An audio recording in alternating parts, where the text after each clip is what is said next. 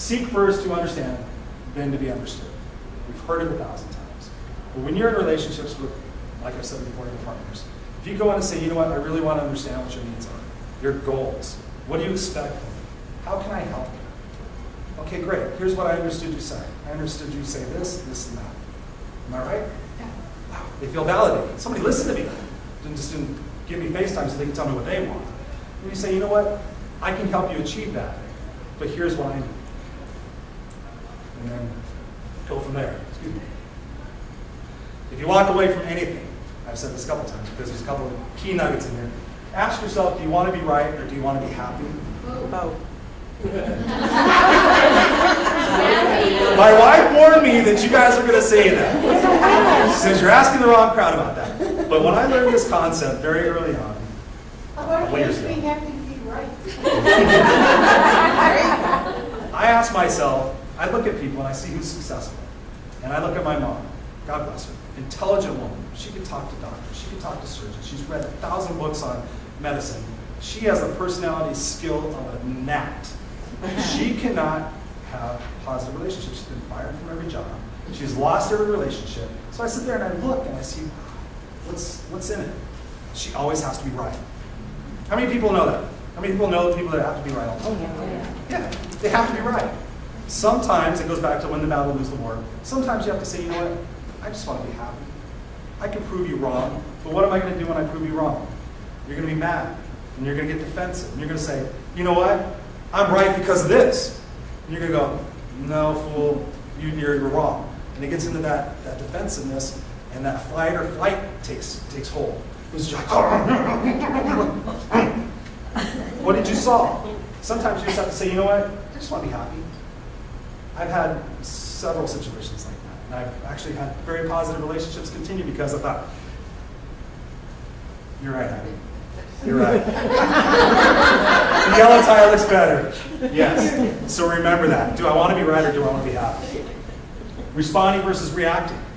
When you're in a situation and you feel tense, you're like, no, I'm not tense. Fool, what's up? No. You want to respond. And if you're feeling that frustration, that fight or flight starting to take hold, say, you know what, now's not a good time. Let me get back to you on that. I need to do some thinking. Because when we react, because we're emotionally based people that affect our attitude and our behavior, we want to protect ourselves. We want to be right. What does that do? It puts the person on the defensive, comes out in your behavior, nobody wants to deal with you. Okay. How would you just that? Ego versus confidence. I know a lot of very egotistical people. And I know a lot of very confident people. And I know a lot of people that don't have any confidence at all, which is sad. I try to help them as much as I can. But be careful if you are known for being egotistical. If you're known for having that, it's okay, we can put it in check. It's never too late. I had people that perceived me to be a know-it-all. They said, Chris is just a know-it-all, he just tried to prove everybody wrong. My perception of myself, because we can go talk about perceptions and expectations for another couple hours. My perception of myself was that I was happy. I mean, I'm always happy, but I was helpful. And if I saw somebody doing something, I would say, you know what, here's another way of doing it. Just trying to help them. But that comes across as you're an idiot, you should be doing it this way, I'm a know-it-all. And until somebody had the gumption to tell me, Chris, you know what, people don't like you. People find you aggressive. It wasn't until somebody was honest, and I had to be honest with myself, that I changed. And that was a turning point. It was a really, really bad review. I went in there and thought, yeah, I'm the cat's meow. What's up? How you doing? And she said, you know, Chris, I know you want to grow and I know you can handle this, but I got to tell you, people don't like being around you. And I sat there. And first thing I got defensive. In my mind I was like, it's BS. I'm going to go get another job. These people don't know what they're talking about. Blah, blah, blah, blah, blah. This is. And after I sat on it for a couple days, I said, you know what? Could they be right? Yeah, they could be right. What do I need to do? I'm not going to change them. Sure, I can quit. I'll show you. Go get somebody else, and their life will go on. So you got to be thinking about that. Ego versus confidence. Now, Q-tip. You're taking it personally. It was nice talking to you guys. Very good. Q-tip. Quit taking it personally. I have one of these on the dashboard of my car. I have one of these on my computer at work, and I have one of these on my computer at home. And it reminds me, because if you listen to a book I was referring Kim to earlier, is The Four Agreements by Miguel Ruiz. And he talks about quit taking it personally. So much in life affects our behavior and our attitude because we take it personally. The guy that cuts us off on the freeway in the morning. That evil. You get into work, you walk in the door like, hi! Oh, Chris is in a mood today. What does that do? You took it personally. You let somebody control your emotions that doesn't even know you. It's ridiculous. I'm taking it personally, you know? So how does that affect me? What can I do? Can I control it or not? If I can't control it, let's get rid of it. Let's focus on something we can control. So, that's good. You get an A. Sorry I stole your thunder. One of our past national presidents, that was her big thing, was to quit taking it personally, and she passed out Q-tips. It was Faye Evans. You want this Q-tip? All right, you get the Q-tip award of the meeting. Yay! All right, so resolving conflict. Which time we got?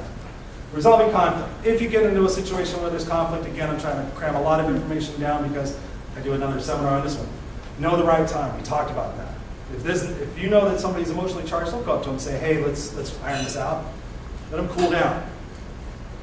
Deal with the conflict as it arises. We tend to say, you know what, just don't deal with this right now. It'll go away. What we do is we suppress it. And we suppress it.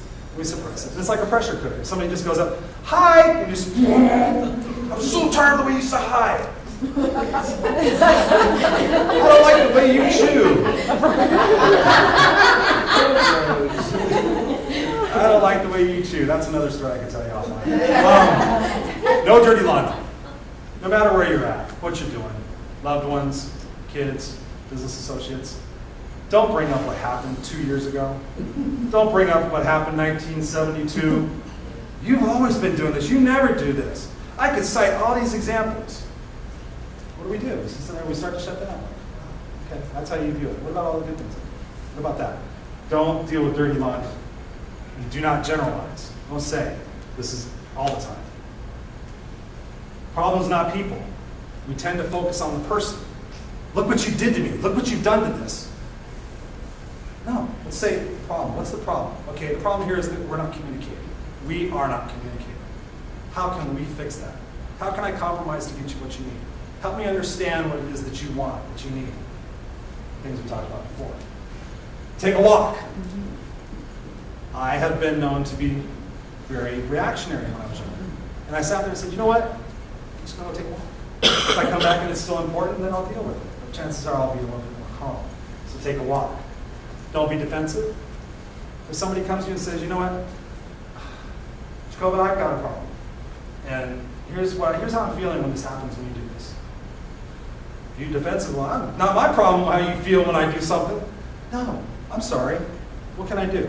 Talk about it. Don't be defensive because then it makes the other person defensive. Then you just get into an uproar, and then what have you got? You have to deal with it sooner or later, so might as well think about when the right time is.